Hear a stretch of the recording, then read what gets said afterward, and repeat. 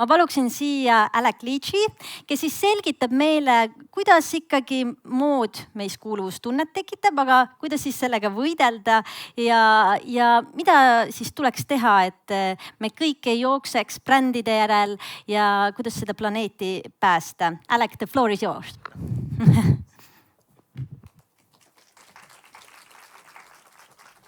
Thank you. Hi, yeah, so my name's Alec Leach. I have worked in fashion for 10 years now, mainly as a writer. I moved to Berlin from London in 2014 and started working for a menswear publication called Greenery, which is kind of like a younger version of GQ or Esquire, I guess. And since then, I've been moving a lot more towards sustainability, which is the topic of what we're going to be talking about today. But I really come from sustainability. I come to sustainability from a perspective of someone that's always worked in fashion. I don't know about producing clothes. I don't do academic research. I'm not like a production person. I really come to it from the perspective of someone that kind of works in culture. So for me, sustainability is really about the kind of relationship that we have with the fashion industry, which is why I wrote my first book, which is called The World is on Fire, but We're Still Buying Shoes.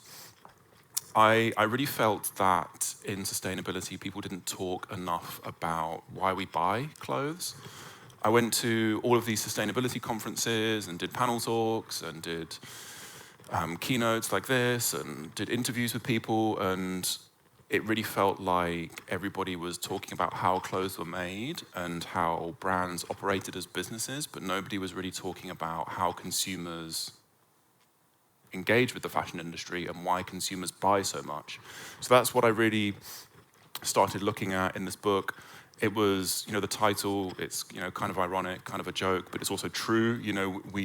We know that shopping is bad for the planet, and we know that when we buy things, we're supporting a system that isn't good for the world that we live in, but we still do it. So that was really kind of the message and the mission of the book. I looked at how we kind of emotionally relate to the fashion industry, like how we feel about ourselves when we're shopping.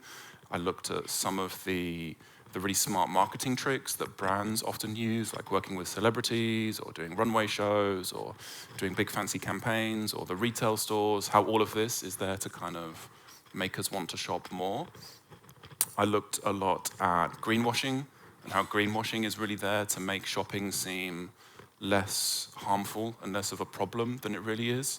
And then I looked at how we can make sense of it and how we can shop better and why shopping better is a good thing. And that's what I'm going to be talking about today. I also write a newsletter on Substack, which is a newsletter platform where I write once a week about very similar topics. Again, fashion, sustainability, greenwashing, how, as a culture, how the way that we shop affects the fashion industry. So if you're interested in my work, you can also follow me there. But first, Greenery. So I started working for these guys, like I said, in 2014. It was a really small menswear blog at the time. And then by the time I left, it was something like 200 people. It had offices all over the world. I was one of the main fashion reporters there, so I was flying around the world to go and look at all of the shows in Paris and Milan and New York and London and sometimes Copenhagen, sometimes Korea, sometimes China. I lived this really glamorous lifestyle that you see in The Devil Wears Prada and this kind of stuff. But it's I was really working in the heart of the industry, and that really taught me a lot. It's hard to look at the fashion industry not with a critical perspective these days, but I learned a lot from working that job, and I'm always very, very grateful for the time that I spent there. In the time that I was working at Greenery, streetwear became the biggest aesthetic in the fashion industry, and all of the luxury houses were making sneakers, all of the luxury houses were starting to collaborate with streetwear brands, everyone was doing hoodies, everyone was doing tracksuits, Prada was doing, this really kind of streetwear kind of aesthetic, and that was something that we really talked about a lot at High Snobiety, how streetwear and sneakers were becoming more and more accepted across the entire world. Supreme in that time was also the biggest thing that had ever really happened in the industry for menswear. When I started at High Snobiety, Supreme was a really small brand in New York that had maybe 4 stores. And by the time I left High Snobiety, it was valued at $2 billion or something. What makes Supreme so important is that they really introduced the idea of a drop where clothes are released once a week instead of once a season. If you think 10, 20 years ago, a fashion brand would make one collection per season. They would start at spring, summer, and for 6 months they would be selling one spring, summer collection. Then it would change to fall, winter, and then for the next 6 months they would be selling that. What Supreme really changed was the idea of releasing clothes every single week, which was a really smart idea, and it was a really good way of running their business. But the problem is that when clothes are being released every single week, we buy way more. And in my time covering the industry at High Snobiety, I really noticed how the fashion industry was getting faster and faster, and there were more and more clothes. I would be going to Fashion Week in Paris, and I would see in 5 days maybe 100 new collections. And I would be thinking to myself, well, where is all of this stuff going? What's happening to all of these clothes that we make? Do we even need all of these clothes that we make? And not long after, we start seeing images like this, which is from a desert in Latin America, where we can really, really see that we buy too many clothes as a society, and that we have a really difficult relationship with clothing, because so often we view it as something that is disposable. We can buy a piece of clothing, wear it twice, and then throw it away. And that's something that I come back to in the book as well, is that the idea of treating clothes as something that we can just buy, wear 1 or 2 times, and then throw away is really, really problematic. And that is kind of the center of the way that society has an unsustainable relationship with fashion. So between 4 and 8.6% of the world's entire carbon footprint comes from the fashion industry, which is the same as around France, Germany, and the UK combined. So that's a very, very big problem. The industry, it's also the same as the entire aviation industry, which means every single plane that is flying around the world. We all know that flying is bad, but all of the planes in the entire world have more or less the same carbon footprint as the fashion industry. So it's a very big problem. It's also growing. This orange line here is what is supposed to be happening to the fashion industry's carbon emissions if we want to keep it with the Paris Agreement, which is the agreement that we are trying to limit global warming to 1.5 degrees Celsius. This orange line is what we want to happen if we want to avoid the worst effects of climate change. But these orange bars are what's actually happening to the impact of the fashion industry. It's supposed to be going down by 50%, but it's projected to increase by 40% by the year 2030. So it's going in the exact opposite way than what we need it to be. Clearly, this is a very big problem. And if we don't get fashion's carbon footprint lowered, more fires, more flooding, more deserts, it's going to be a very big problem. It's really important to understand where fashion's carbon footprint actually comes from, because people often think that when they look at the fashion industry, they think that the carbon footprint comes from the stores, it comes from influencers flying around the world, it comes from photo shoots or Fashion Week, it comes from plastic packaging. These are all the things that we see in the fashion industry. You know, we see the things that we buy, we see the stores that we go to, we see the people on Instagram, we see fashion shows, but really, the fashion industry is like an iceberg. We only really see what's at the top, and the stuff at the top is actually very, very small. The biggest impact in the fashion industry is all of the things that we don't see. So growing cotton, spinning cotton, where cotton is turned into yarn, weaving fabrics out of yarns, dyeing them, printing them, cutting and sewing them into products, transporting them into the stores. This is where all of the industry's pollution and carbon emissions and toxic chemicals and exploited workers and poverty wages, this is where the real damage is happening. We see the flagship stores and the photo shoots and the influencers and the runway shows. That's a very, very small part of the industry's impact. It's much more problematic down here, but we don't see that. As you can see here, this is all of the stuff hidden underneath the iceberg. It's carbon emissions. Turning raw material into fabric is needs a lot of electricity. So if you want to turn cotton into the kind of cotton fabric that gets used in a t-shirt, that needs a huge amount of electricity. And it's often done in places that are using coal. So there's a huge amount of carbon emissions coming from the fashion industry. Water pollution, dyeing clothes, turning them in, turning something blue or indigo or red or black or whatever color. This can often be really, really harmful for the environment. Deforestation for all of the leather that we use. Exploited workers, people that are working in sweatshops. Toxic pesticides that destroy the environment in places where cotton and wool are grown. Toxic chemicals that give people cancer. It's all of the really bad stuff in the fashion industry we don't see, which is why it's kind of like veganism. It's like when people watch videos of what it's actually like when animals are killed for meat, it's very difficult to go back. It's kind of the same with the fashion industry in that we don't see all of the bad stuff which makes buying new clothes much easier. This is a scan from my book, and it's the entire carbon footprint of the fashion industry. And as you can see here, 71% of the entire carbon footprint comes from making clothes. 38% of that is making raw materials, so growing cotton or growing wool or leather or polyester. 8% of that is turning those raw materials into yarns. 6% of that is turning those yarns then into fabrics, the kind of fabrics that you would find in a store.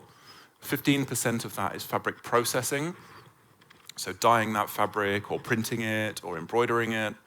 And then 4% of that is cutting and sewing it into a finished garment. And that makes up 2/3, almost 3/4 of the entire fashion industry's carbon footprint. So really, we think, when we think of the problems in the fashion industry, we so much think of the plastic packaging that something comes in, or the delivery truck that brings it to our door, or the cardboard waste from a box. Really, this is a very, very, very small part of the industry. The real problem is making new clothes to begin with, which is why buying less clothes is the easiest way for fashion to be better for the planet.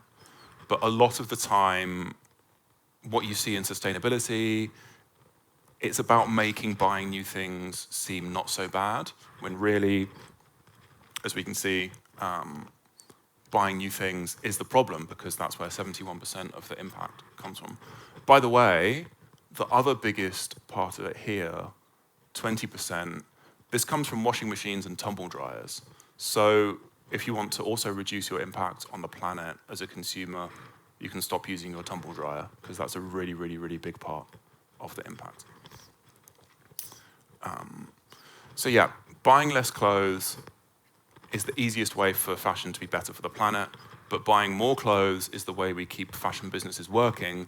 So that's where greenwashing comes in, and that's why so much of what we see in sustainability is about making buying new things seem less bad for the planet, when really that's the problem for the planet. But buying less stuff is hard because we have a really, really emotional relationship with fashion. We really turn to fashion to entertain ourselves and to make ourselves feel good. You know, one of the first things that people notice about us is the clothes that we wear. And because now we spend more time than ever, you know, if we live in cities or towns, you're presenting yourself to other people a lot. But we also spend so much of our time online that we're presenting ourselves to people that we don't even know. We're presenting ourselves to everybody that can see us on Instagram and everybody that can look at our videos on TikTok. So fashion has become one of the biggest ways that we express ourselves as people, which makes it really hard to imagine buying less clothes because we want fashion to make us feel different. You know, we want fashion to make us feel part of a group. We want fashion to make us feel entertained. We want fashion so that we can feel good about ourselves. We want fashion so that we can feel inspired. And this is something I talk about a lot in my book, is that we so often try to kind of fix our own emotional needs in the fashion industry, which is why we keep buying clothes so much. You know, if you think this first point, we want to be different, this is such a huge part of fashion marketing. You know, brands will tell us that if you buy this thing, you will have something that no one else has, you will look amazing, everyone will think you're amazing. But it will also tell you that if you buy these things, you'll be part of a group of cool people. You know, you'll really belong. You'll feel great because you're with the coolest people that you could be with. Fashion will also tell you that, you know, buying new things is entertainment and it will make you feel, you know, retail therapy, we call it in English. You know, if you feel bored, you can just go and spend money and buy clothes to make yourself feel better. You know, fashion can make us feel empowered. You know, if you think of all of the runway shows, all of these models who look super strong, all of these campaign images, like the Calvin Klein images, you know, these people looking super confident and cool and sexy. If we buy what they're wearing, we will feel like this as well.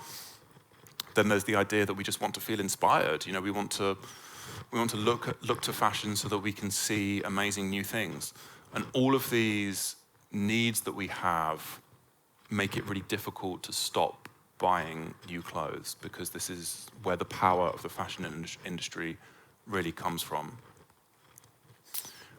Again, this is a page from my book. So this is a little graph that I put together from what we think will happen when we go shopping. This is the time, this line here, and then this line here is our happiness. And we think that when we buy something, our happiness is just going to go up forever. You know, this new pair of shoes, this new bag, this new t-shirt, whatever it is, when you buy it, your life is going to be so much better. But what really happens is that our life gets better for a little bit, and then it gets back to normal. And, you know, when we go back to all of these feelings that we want to get from fashion, we think that they're going to be permanent. Really, as we see here, they're temporary. And, you know, this is why we also end up buying more clothes again and again. You know, we can also go around in a cycle. This is, again, this is from my book. This cycle you can actually do for any kind of addiction. You know, you could do the same thing for alcohol or, I don't know, heroin or gambling or whatever, any addiction you might have. People have difficult feelings. They're bored or anxious or lonely or sad. They distract themselves with something. That effect wears off. They go back to where they started, feeling anxious or bored or lonely, and then you turn back to where you were looking again. In this case, this is how we can keep shopping again and again, because we feel bored, we think shopping will fix it. It doesn't, the high wears off, and we're back to the beginning again. This is it's an extremely big problem in America. Researchers think that it may be as many as, I think maybe 5% of Americans maybe have a lot of the symptoms of a shopping addiction. It's a very real thing. Again, it just shows you how much power this industry has over us, that we can almost become addicted to it. But more generally, you know, it doesn't mean that if you experience these feelings, it doesn't mean that you are addicted or you have an addiction, but it just shows you how, if you're not careful, you can just end up buying things constantly, never feeling satisfied from any of it, coming back again and again to the same position of feeling anxious or bored or lonely. And that's one of the reasons that we buy so many things as a society, because we're always looking to fashion or to shopping as a way of fixing something when really it's never going to fix it. So the argument that I make in the book is that, we really need to buy less clothes, because if you remember from the graph I was showing you, buying less clothes is the most effective and important way of reducing our impact on the planet. I like to think that buying less is also an opportunity to buy better. If you think about fast fashion and whether it's Shein or H&M or Zara, or even the way some people relate to sneakers as well, it's really about buying things all the time and not really thinking whether you really need them at all. It's this really kind of compulsive, like I said, almost kind of addictive way of looking at it that's never satisfying, because you're never buying anything that you really want, and you're never really buying clothes to make you feel good. You're just buying something just to buy something. So, like I said, something I talk about a lot in my book is that when you buy less things, it's also an opportunity to buy things that are much better. And I don't just mean better quality, but I also mean things that are better for us, things that we like more, things that we wear more, things that make us feel better about ourselves than they did when we were just buying something every week from Zara.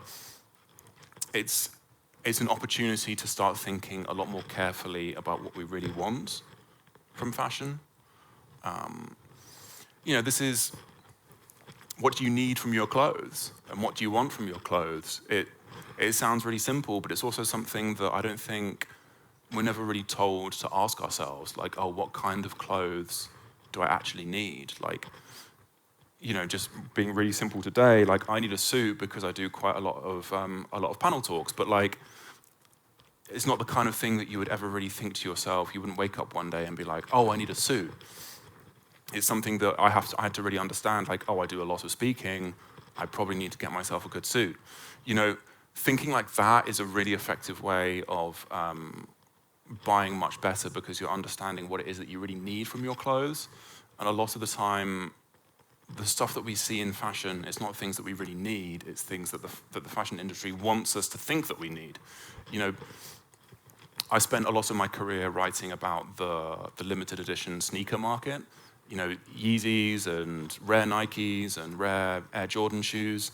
And there'll be guys, mainly guys, who would be buying, 1-2 new pairs of shoes every single week, which clearly nobody needs. Like, nobody needs that many pairs of sneakers. But the marketing around it is so strong, and the kind of emotional connection is so strong, that these people just buy hundreds and hundreds of pairs of shoes that they don't need. That's the exact opposite of how we should be thinking about fashion. We should be thinking about what we really need and also what we want, sorry, let me go back. A lot of the time, people also don't think so much like, how do I want to look? How do I want my clothes to feel on my body? How do I want my clothes to fit me? It's also about thinking, it should be an opportunity. It should be about buying things that you really want, and buying things that you really need, and buying things that you really love. The way I like to look at it is that shopping should be about investing. It should be about buying things that we're going to be wearing for a really long time, buying things that are going to make us feel good in 3 or 4 years' time, as well as 3 or 4 days' time.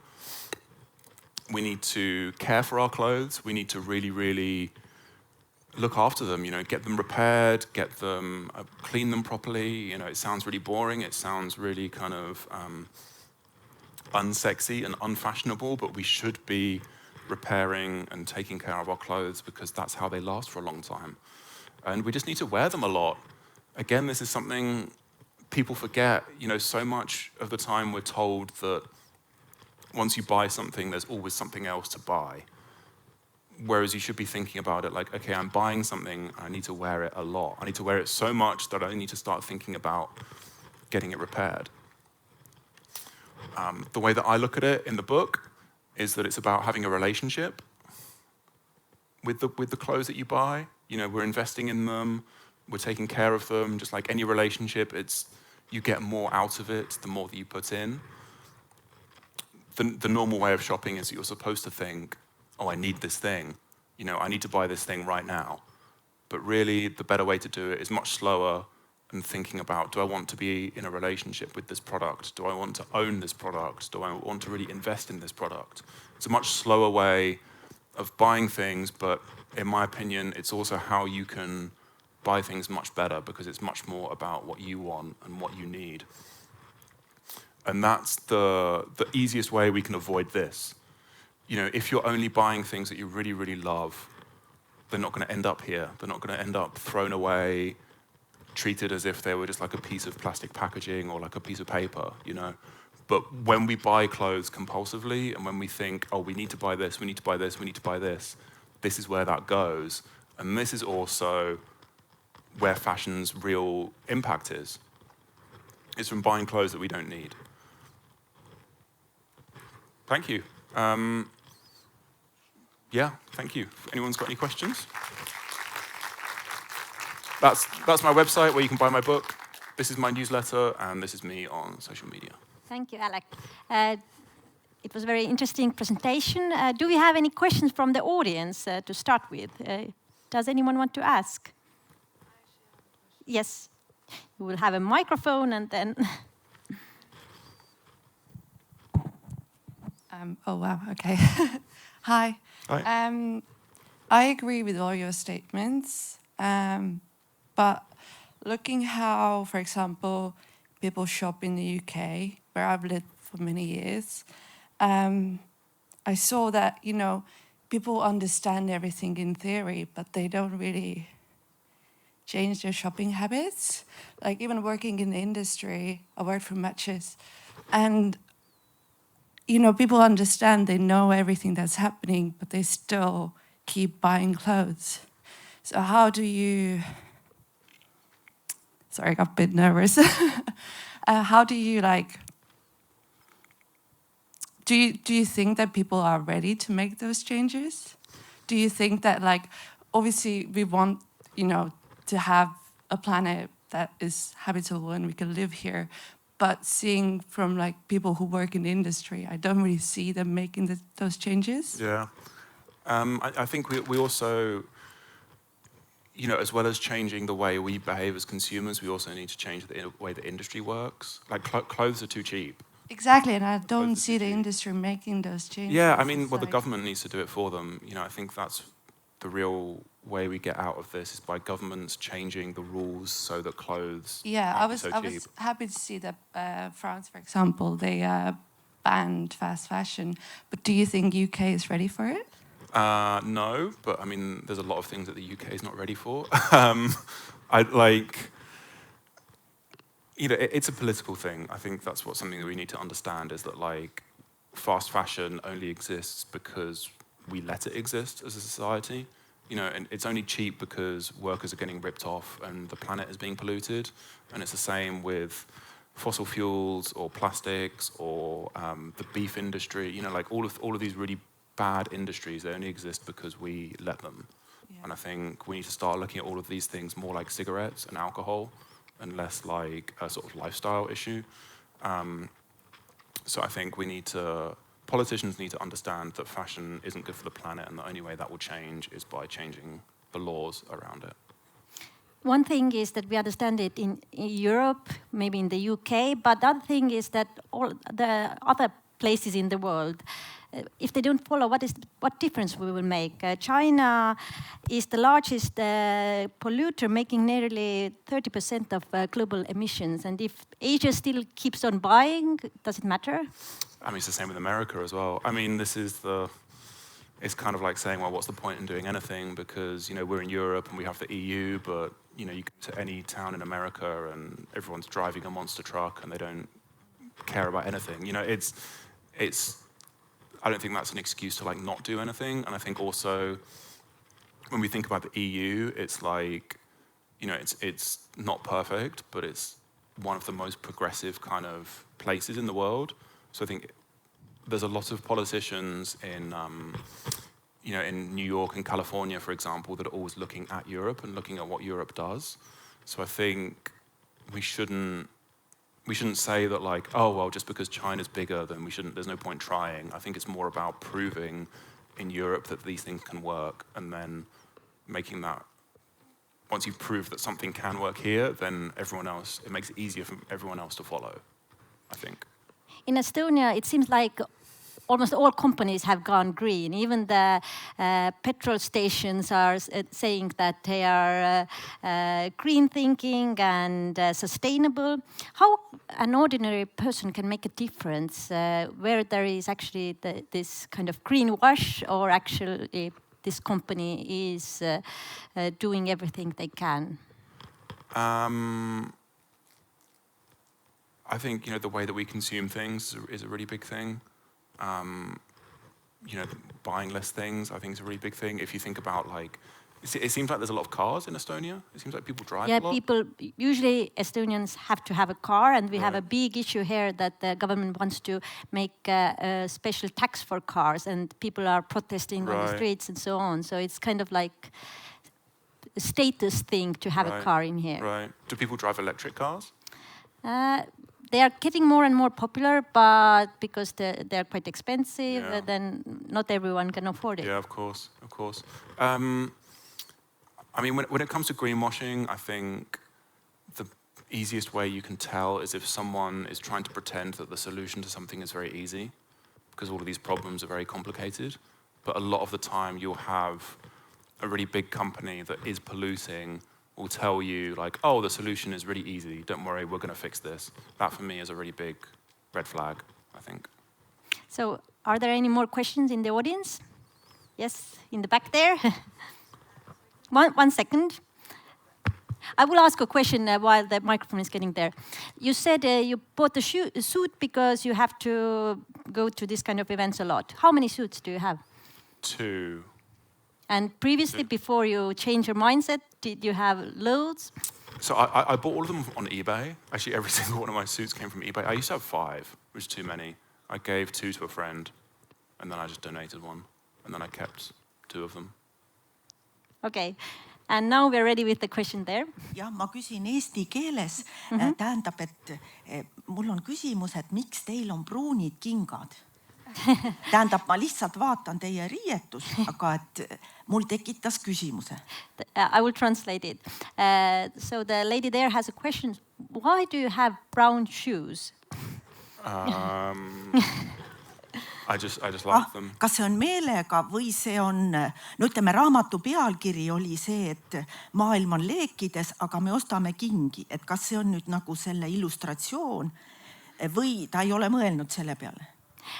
She's asking if it's somehow corresponding, your looks are corresponding with the title of your book, that the green shoes, like the brown shoes are like a sign of not buying shoes. No, ei ole kahjuks. Aha, ja siis teine küsimus. I just like the color. Oot, mis ta ütles? Värv meeldib. Pruun värv. Ja siis ma tahan veel küsida, et kas tal on seda pükste rihma? Belsvä, on või? Võib-olla neid vestlusi võib jätkata, sest ma arvan, et muidu me läheme liiga isiklikuks. Ei, ma lihtsalt tahan korra küsida, et kas on ja mis värvi on? Okay. If you don't want, you don't have to answer for this question. She's also asking, do you have a belt and what color is that? The belt's black. Must on rihm. Nii. I don't think they have to match. People say they have to match. Ja, ma nüüd korra ütlen kiiresti, et me oma riietega saadame signaale teistele. Ja kui on riietuses üle 3 värvi, selle kannab välja ainult päris loomingu inimene. Okay. Ja kui on juuksed värvitud, siis värvitud juuste värv on juba 1 värv. Nii et siis te saate garderoobis kasutada veel ainult 2. Mul on ühesõnaga Ameerika firma koolitus ja ma lihtsalt nagu vaatan siin reaalsuses. Aitäh. She was also commenting that you must be probably an artistic person because you are wearing more than 3 colors. But let's continue. What would your recommendation be for shopaholics? You already mentioned that there are other addictions, but probably these ones are even worse than shopping a lot. I mean, if you have an addiction, you should go to the therapist. I think. I don't think that's something I can fix. I mean, like I said, I think buying less is an opportunity to buy better. So I think people need to start understanding that fashion can also be slow. You know, it doesn't have to be buying something straight away, and it doesn't have to be about. We call it instant gratification. You know, where like you need something to make you feel good instantly. It doesn't have to be like that. It can be much better when it's slower, when it takes a long time. Probably there are some aspiring designers in the crowd, and you say you tell in your book that that one way is to buy local designers' clothes who use recycled materials, maybe. But probably these young designers, they're still aspiring and dreaming of becoming big fashion designers, well known all over the world. What would be your recommendation for them? I mean, it's not just the sustainability side to the industry. Like it's such a difficult time for small brands right now. You know, the entire industry is basically, at the luxury end, it's controlled by like 2 families. The fast fashion industry is controlled by like 3 or 4 companies. It's, you know, the way inflation is going and supply chain issues and, you know, people don't have so much money to spend right now. It's like a really, really difficult time for the industry. So I think young designers need to think a lot about building businesses that are, you know, environmentally sustainable, but also financially sustainable. They need to think about making clothes and building businesses that really make sense as businesses, as well as, you know, dreams and being elegant and chic and cool. It also needs to really make sense as a business. But you're not saying it's a bad thing to think of or dreaming about the big make true in the world, or Yeah, I mean, I think it's really, really hard to get that now. It's really, really difficult. You know, if you talk about Matches, you know, this retailer's gone completely bankrupt. This was one of the biggest supporters of young brands in the industry, and it's, you know, it's completely dead now. A lot of other brands have gone bankrupt because of it. Like, it's a really difficult time to be a designer right now. We all understand that something has to change because our planet is in this kind of very critical situation. But how to convince people who don't believe it? That they don't believe in climate change. Also these ones, but also who don't want to change their habits. I mean, I think they're going to have to. I think it's just like you can't avoid climate change anymore. I think, you know, in Europe we haven't had it so bad, but in the next 5 years or so, I think it's going to be so bad that we can't ignore it. But even politicians, for example, in the same European Union, they are turning back their green goals. So it's probably that we are actually going other way around. Yeah, I guess so. Yeah. Is there any more questions in the audience? Yes. Where is the mic? Here. Okay, yeah. Okay. I'm from Colombia. I'm just knowing this beautiful city. And recently in my country, we have begun to put warnings in the food with excess of trans fat, salt, and sugar. And I don't know if this has been done in your country, but this is working. People is more aware of the fact that this kind of added salt and sugar is bad for their bodies. So you think we could do something like this with the clothes? Thank you. It's harder because buying new clothes isn't bad for you. You know, it's easier to say like, oh, eating bad food is bad for you because, you know, it is. Whereas like buying new clothes, it doesn't damage your body. That's why it's also quite hard to persuade people to not do it because it doesn't directly hurt them. It's one of the big issues that you always come up against. Okay, but what about the warning about how this is bad for the planet or something? Yeah, I mean, yeah, I think that would be a great idea. To have this kind of photos of like, you know, for the smoking on the clothes as well. Okay, next question. There was more somewhere there.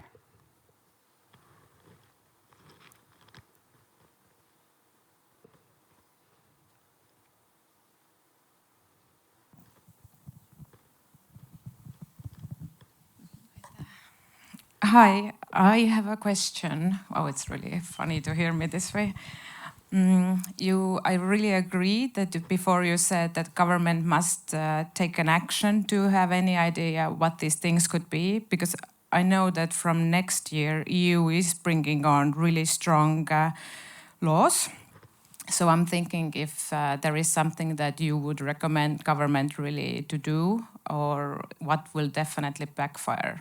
Because there are always loopholes, somebody will always find a way how to burn their fashion and so on. So brands don't actually make their own clothes most of the time. They just pay someone else to do it. And that's why it's also so difficult to get brands to be sustainable, because they're not making the clothes, someone else is. And so brands always say, well, it's not my problem, it's someone else's problem. But the brands make the most money out of it. You know, so I think changing the relationship between the brands and the people that make the clothes is the really important thing. Brands need to be responsible for how their clothes are made. They can't just pay a factory and then say, well, it's not our problem. If there's carbon emissions, or if it's powered by coal, or if people aren't being paid properly, it's not our problem. I think the way to change the industry is to make brands responsible for how their clothes are made.